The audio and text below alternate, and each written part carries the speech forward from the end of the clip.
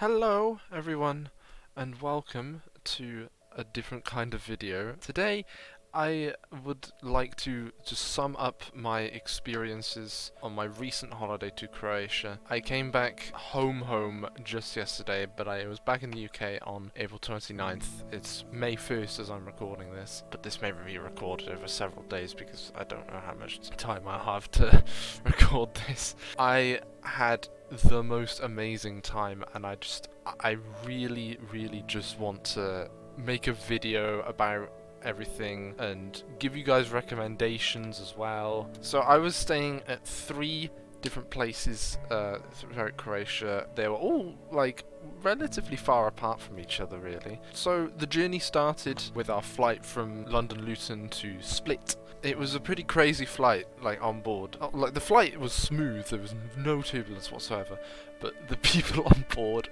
were very loud. I believe they were like attending a wedding or something. There were people going on stag do's and hen do's. Like it was a crazy plane on the way there. And we had some incredible views over the Alps, like this view here. And by the time we were approaching Split, we started to see the beautiful Croatian islands off in the Adriatic Sea.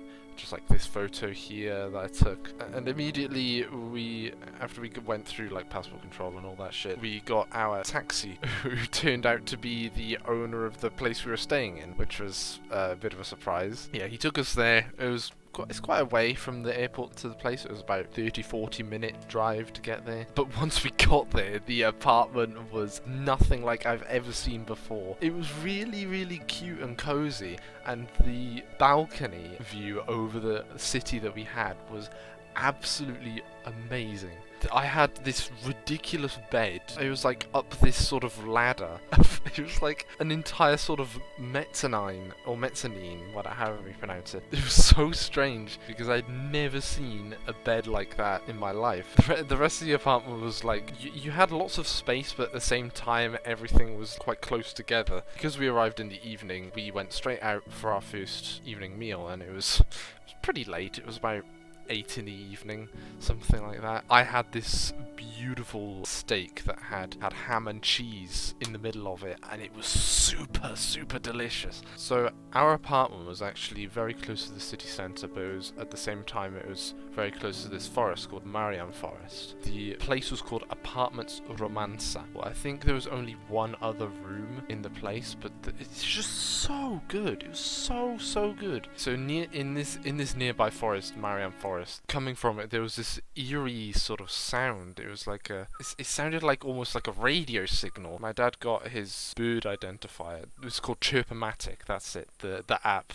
Chirpomatic. It can identify sort of bird songs for you. It ended up coming up again and again with Scops owl. This is what a Scops owl looks like. We were never able to see one. They were quite like common. As you'll hear later, we heard more Scops owls in the places that we stayed in around the country. So after we stayed our first night, we went down to the Splitska Riva, which is this waterfront near the port. We had breakfast at this place called Brasserie on 7. It was very expensive and the portions were enormous. I had scrambled eggs with ham and a bit of bread underneath, and the portion was enormous. I wish I took a picture. It was a very sunny day. I felt the sun on me quite a lot, and so I thought, oh god, I'm going to get sunburned. I've been out in the sun for like a few hours at this point, and I was like, oh god, please don't get sunburned. So then it was time for us to explore the main attraction of the city, called Diocletian's Palace. It's not your typical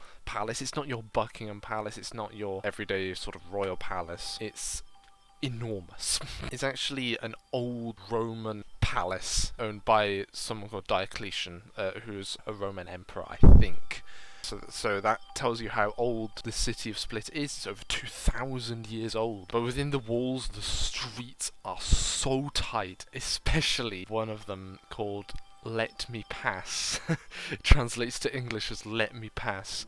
It's one of the thinnest streets in the world. It's only like 5 or 6 meters long or something like that. But you could barely fit a single human down it. If someone else was coming up with it, you would have to let them through. There was no way you could squeeze past them. The sort of main square in Diocletian's palace is called Peristil. That would be where the people inside the city walls would all go and worship Diocletian, whether they liked it or not, because Diocletian saw himself as the son of Jupiter, which is the Roman god of all gods. Basically the Roman version of Zeus. There's a whole sort of a history about like who Diocletian was, how did he live. There's also stuff about what he thought about Christianity. Spoiler, it's negative. Yeah, he for some reason was very afraid of Christianity because they thought, oh, they're not believing that I am the son of Jupiter. There's also the Golden Gate at the very north of the walls of the palace. It's called Zlatna Vrata in Portuguese. What? In Croatian. This would be like a sort of like defense place. It also sort of acted like a human trap. Tour guide went through so much, I cannot remember a lot of the things. Yeah, we went on like a tour guide around the Diocletian's palace, and she explained things very, very well. So Diocletian's palace is certainly very awesome. Within the walls of the palace, about 900 people live in it. So that tells you how sort of big it is. So after we explored Diocletian's palace, we decided we would go like physically into the buildings the next day. So we'll go on to that later. For now, we headed back to the place, and then we decided in the evening we would go and explore the Marjan Forest. The Marjan Forest is a sort of big forest area. It's pretty hilly. At the highest elevation is about 170 meters above sea level. So it was quite a climb. There's a lot of stairs. From the top, you get some really, really epic views like this one. I took a selfie as well. Super, super good. There's so many like churches and stuff within the Marjan Forest. We only saw about one of them. So in the evening, it was time to get some dinner, and we went to this place back on the Splitska Riva called Piccolo. And it was pretty good. It had your sort of international foods. Like it had burgers, it had pasta, it had so many different things. So I had a burger. I don't have a picture of it, but it was very good. But I do have to tell you about the strangeness that was this restaurant though. At the end of it, we asked for the bill, and so they gave us it, but surprisingly it was on this, it's like an electronic receipt, and we were like, ooh, this is fancy. And so when my dad got his card out to pay, the man was saying, oh no, we only take cash. And we were like, what? You've just given us an electronic receipt and you don't take card? That was beyond me. So if you go to the Piccolo restaurant on the Splitska Riva, keep in mind that it does not take card. So later on that evening, I very quickly realized that I had sunburn. And it wasn't great. I noticed it when I was sleeping. Every time I sort of laid on this side with my arm here, I could feel a sort of pain. Luckily that was the first and last time that I got sunburnt on the holiday. The second night in Split was not nice because there was this massive windstorm. It felt like we were in a hurricane or something. I couldn't get to sleep because the wind was so nasty. So on this day our plan was to go physically into some of the buildings within Diocletian's palace, because on the first day, we were just sort of walking around and seeing the place. So this gave us a more thorough experience with Diocletian's palace. So first of all, we went inside the cathedral. It's not a massive cathedral, but just by looking at the building, you can see the history of the building as it was being built. It took about something like 300 years, I think. I think that's what she said. And you can see the different sort of styles of architecture over the building. You can see Gothic, you can see Venetian. You can just see so many different things on the building. We climbed to the top of the bell tower. It was pretty scary and very windy, but yeah, the view was worth it. There was also another place within Diocletian's palace we went to called Piazza. It's the biggest square within the walls of the Diocletian's palace, and there's plenty of places to eat within the square.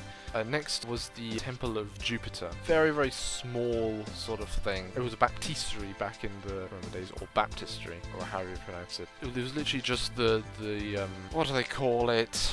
Do they call it the fount? Is that what they call it? But anyway, there was also sarcophaguses.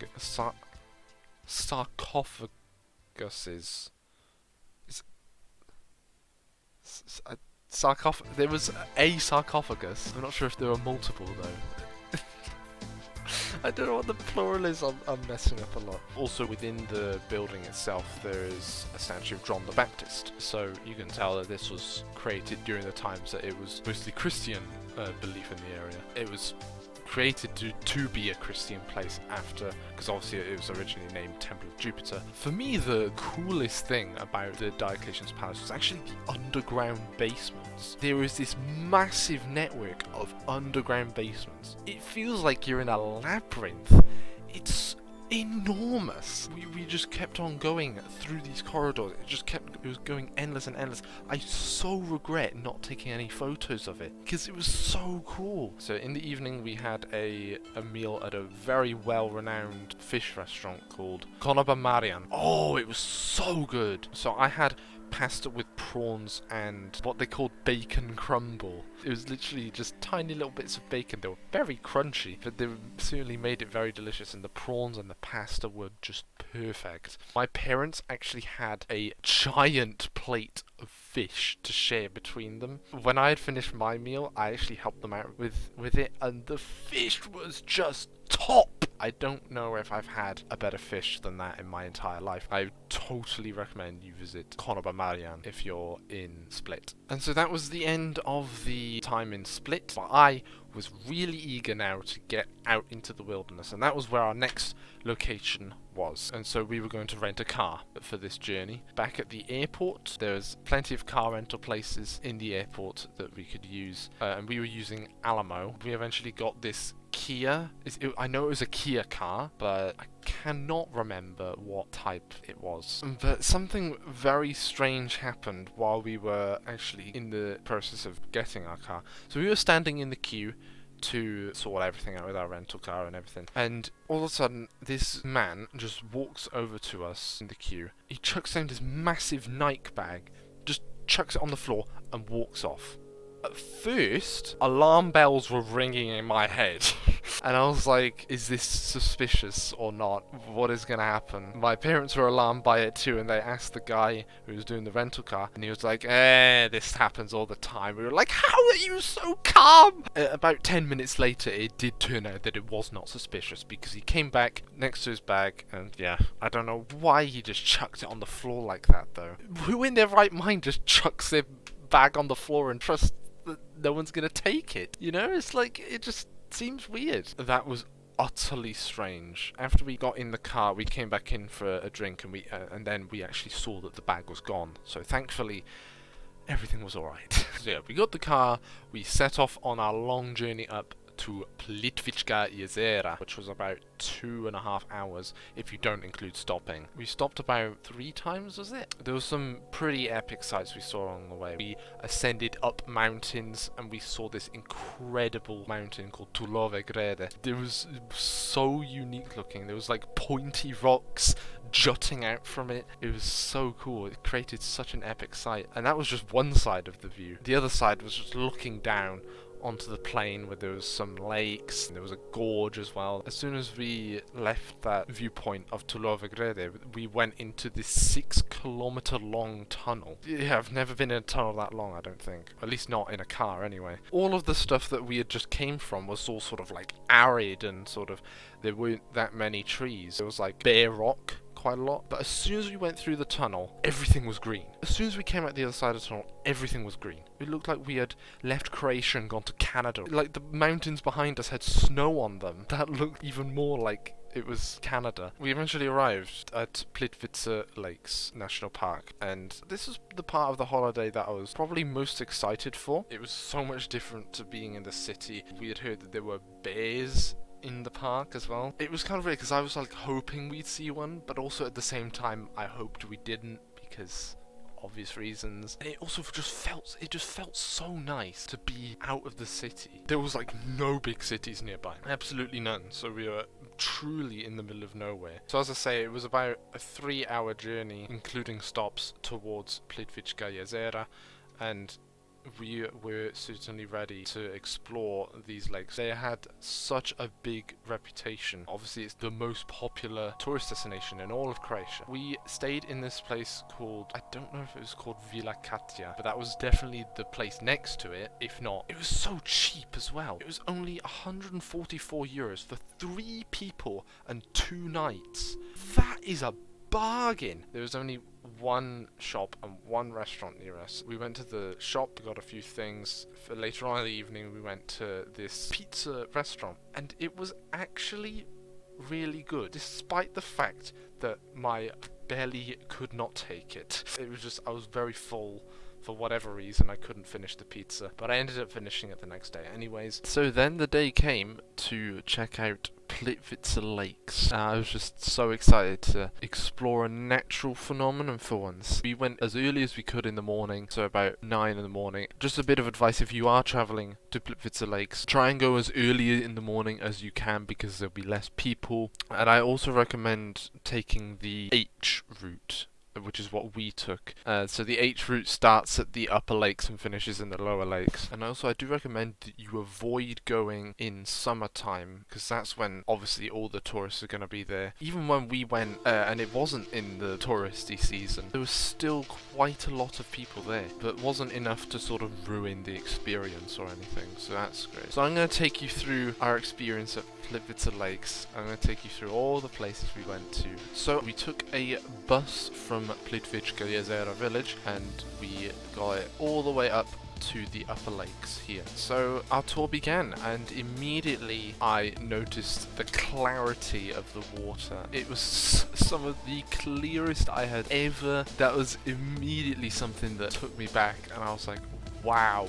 So the first lake we saw was Prošćansko jezero, and it's the second largest lake of them all. We only saw a little bit of it because the path only goes next to it here. It's a quiet place in comparison to the rest of the places. And so we began our descent down. We start at 640 meters, we end up down at about 500 meters altitude. So we made our way past Šibenic, which we didn't really see a lot of. Okrugliak Lake. This lake was where we started to see the first beautiful waterfalls over the edge. They created some beautiful photos like these that I'm showing you on screen. We were already like, wow, this is just in the first hour. So next was Veliko jezero and Malo jezero. Those two lakes sort of are joined together in this sort of torrent. It was quite a powerful waterfall. Batinovac was a very serene lake. It didn't really have much going on. However, there was a dead tree that had fallen into it.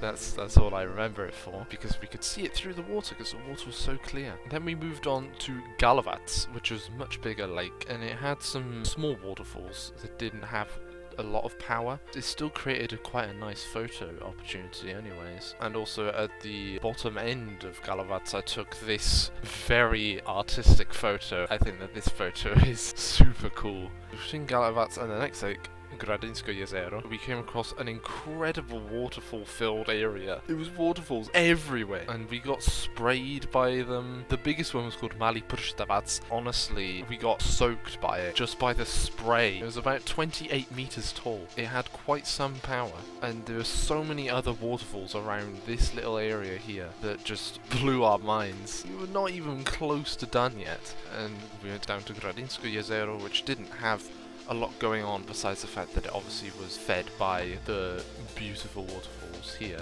I mean, you can even see the clarity of the water from space. Just look at that! And so we descended down towards the largest lake in the national park, Kozjak. We took a boat across to a cafe and we had lunch. And the weather at this time had started to become really a lot more sunny. But then, after we finished lunch, we took another boat all the way across to the other side of Kozjak, and we got down to the lower lakes. I actually didn't know about this area before. I thought it was just the upper lakes where the most of the action comes from. But no, I was severely wrong. Kozjak itself was so serenely beautiful, so quiet.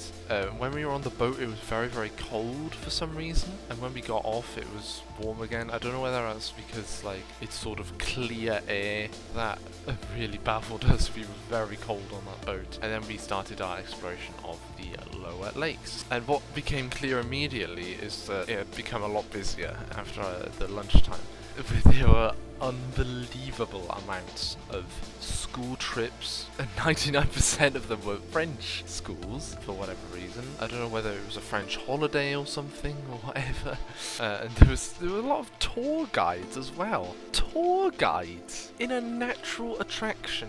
Like, for me that's very alien. Like, for me that I would be very repulsive to a tour guide in a beautiful natural landmark, because I would want to explore it at my own pace, not have someone say, right, we're moving on to the next place. And already the lower lakes impressed us with these powerful falls. They allow you to walk right up next to the falls, and it's amazing. Again, the water clarity never decreased, always beautiful. Just walking around the waterfalls, hearing just the noise of water moving, whether it be fast or slow, is just relaxing. It's so relaxing. And then we came to the final place on our Plitvice Lakes tour, which lasted about 6 hours in total. We came to the final place, and it was called Veliki Slap, which means big waterfall. I always found the name Slap to be funny, because slap is Croatian for waterfall, and so I just made a few jokes. Oh look, it's another.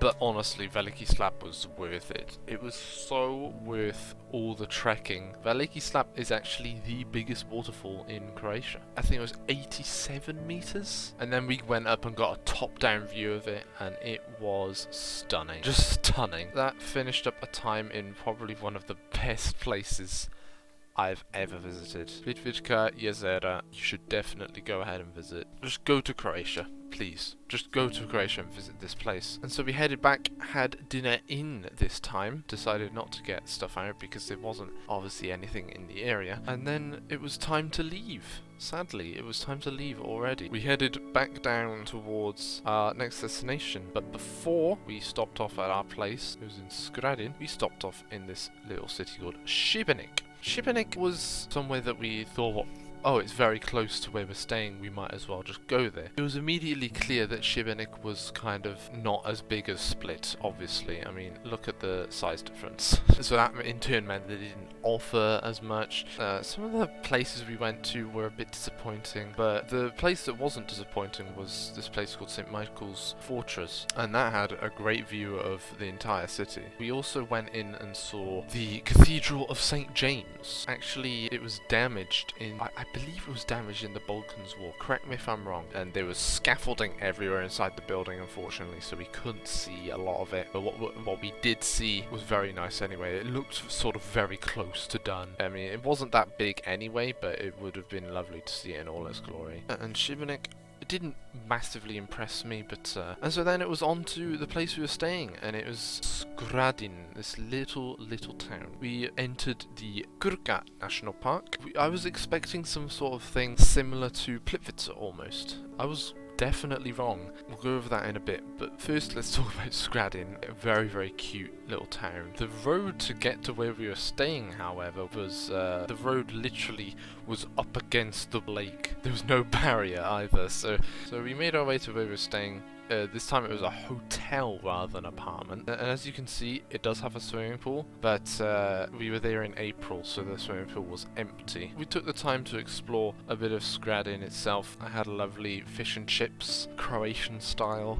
That was nice. But then it was time to head for bed, and immediately we heard frogs on the other side of the water. We found out that they were marsh frogs through a lot of research. They were so noisy, you could hear them with the windows closed. So then in the morning we took a little boat all the way out here towards this place. It's called Skradinski Buk. It's a sort of Plitvice Lake style sort of waterfall, many different waterfalls and stuff. And it was more crowded because of the time of day we went, and also a lot sunnier, but the waterfalls were spectacular. I mean, you could see many tiers of waterfalls up.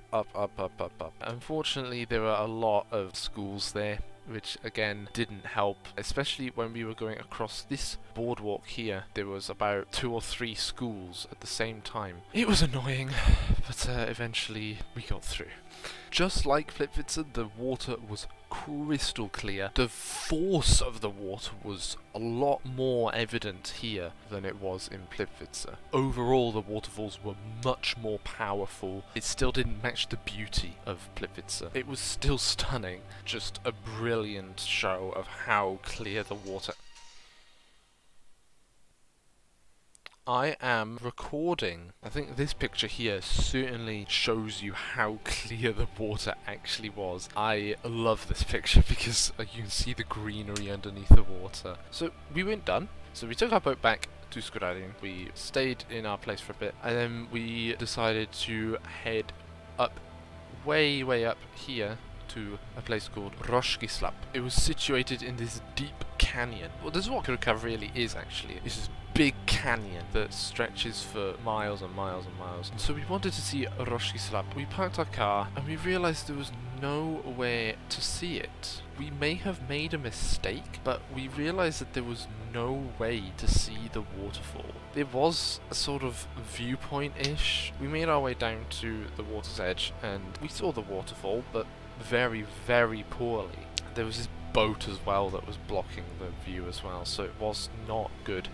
And I didn't take any pictures of that because I was so disappointed by it. I wanted to see another slap. But what made it worth it was we wanted to see the necklaces, which were these waterfalls that sort of went in sort of lines, and you can see them here, just in lines, waterfalls. We saw that there was this staircase. We didn't know how long it would be, but we went up the staircase. We ended up ascending 150 meters on stairs. It was a good workout, and the view was worth it. We saw these beautiful gorges both sides. The waterfalls beneath created an amazing view, and then we walked down the steps again. That was obviously a lot easier, and we went across this little bridge which just had a lovely view of the water flowing both sides. Certainly made it worth coming up all this way and being disappointed that we weren't able to see Roški. So after that we went home and we had our last evening meal. For me it was this. It was pasta with salmon and a few vegetables obviously alongside, as you could see. It was